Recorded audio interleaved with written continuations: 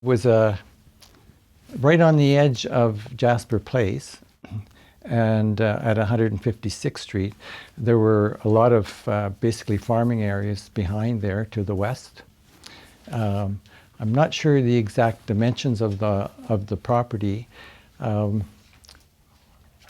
but it extended. It was like a narrow strip that extended, in my understanding, all the way to Mayfield Road behind there. So it was a long way out in my mind and my imagination. And I was very fortunate, which I realized some years later as I was growing up, becoming an adult, that I had had a fantastic opportunity to grow up on a farm, essentially right on the edge of the city. And Jasper Place was still, in my mind, a very new place because of the area that was there. We lived in a small house, a little white house on the property that really consisted, I think, of 2 bedrooms and 1 large room, which consisted of the living room and the kitchen area, which was separated by a curtain that we pulled back and forth. And there was a porch at the back end that contained a great big water barrel that we would get filled up by the Davis water truck. This was a big truck, what would be classified as a 3-ton truck with a large wooden barrel on the back that serviced the west end of Edmonton or Jasper Place.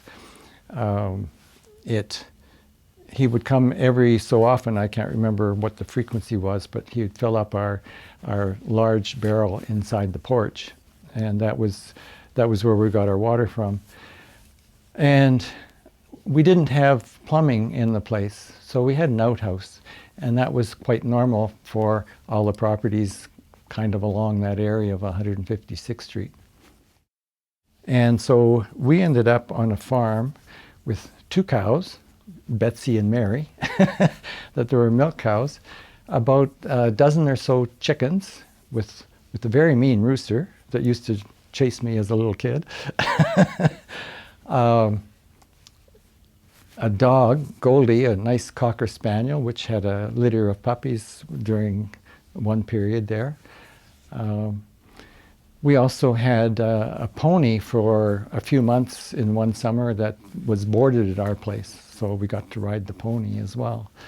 So, and I had all these fields to go out in, mostly alfalfa, what I remember my dad raising. And on the north side of the property line, separating us from the next property, was a copse, I think it's called, of mostly poplar trees. And they were giant poplar trees, and I noticed a few as we were driving today that they're like 150, 200 feet tall with lots of big branches. And I just used to love to climb those. And that was, so it was quite a heaven for a small kid. Were you able to feed yourself from the farm, or was it sort of a supplement to? It was largely a supplement.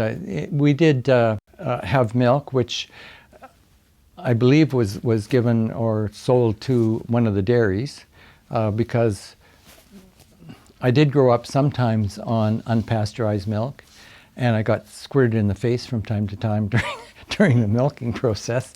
But largely, from what I recall, we had homogenized milk. We did have a cream separator, and we did make butter from time to time, and I had a great time churning the separator. So that was back in that porch.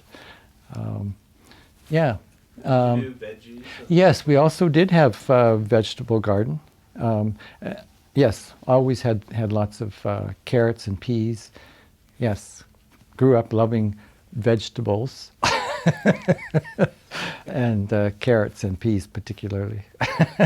And some mint around one of the corners of the house. That brings back a memory there.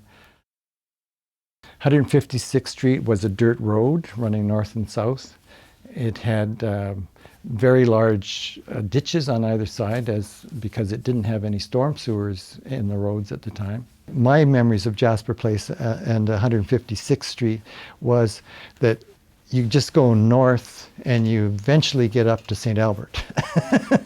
And that was like miles and miles away. But we'd do that every once in a while. There was some reason to go up there.